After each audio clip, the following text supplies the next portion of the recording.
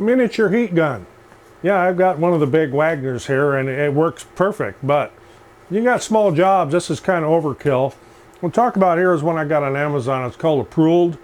Inexpensive, works very well, and it's got a couple different features on it I'm going to show coming up.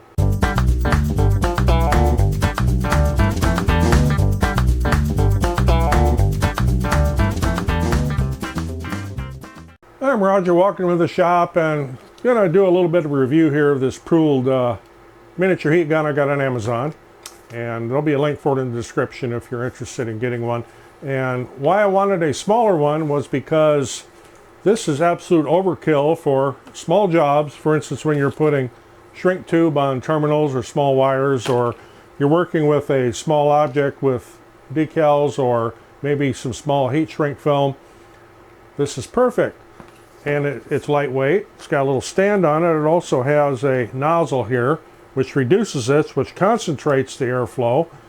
And I'm actually going to put that on for this little demonstration I'm going to do here on putting on some heat shrink using one of these. And yes, you can use a Bic lighter or something like that, but if you've got a lot of them to do, this is a great way to do it. So let me zoom you in here. I'll give you a little bit of a demonstration on how this works.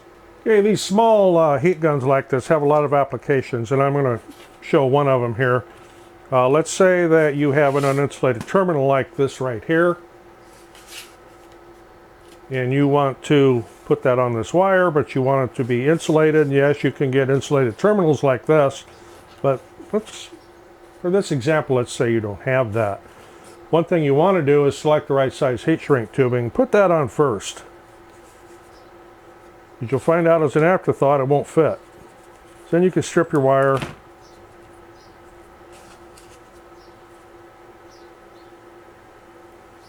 Put your terminal on. Using the proper tool, don't just smash it with pliers. You slip your heat shrink up over that. And I'll get this guy over here. This has two speeds, or I should say two settings, a low and a high. I'm going to put it on, there's a low right there, you probably can't even hear it. Put it on high.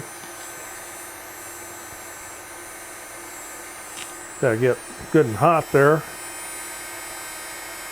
And I can just hold my heat shrink up by it.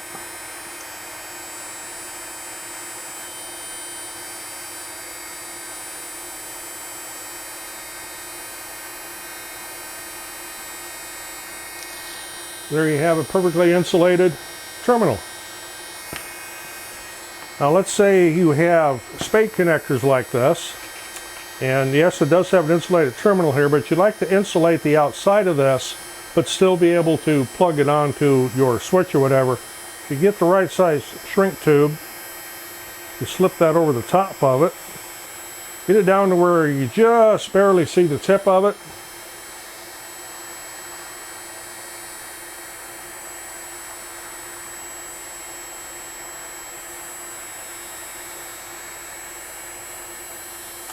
And there you have it. You can plug that in and not have to worry about something right next to it shorting against it.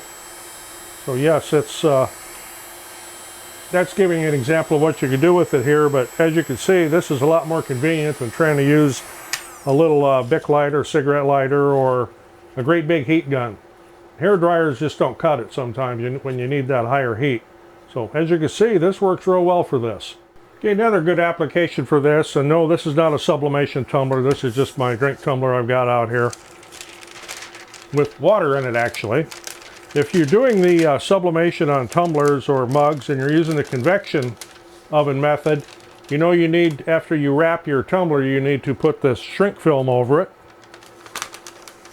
And this is a good application for applying the shrink film. Like I said, this is not a sublimation tumbler, but I'm going to use this just for kind of a demonstration because I use a mug press. I should say a tumbler press. So I've taken the concentrated heat cone off of here, put this back up on high.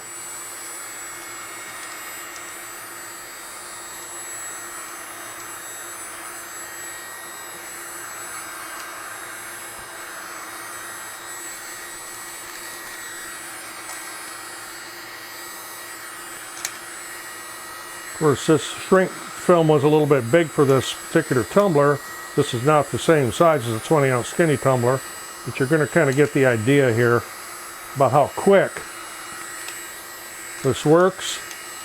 And if you go back over, it will take the wrinkles out. You want to get a good tight shrink if you're using that method.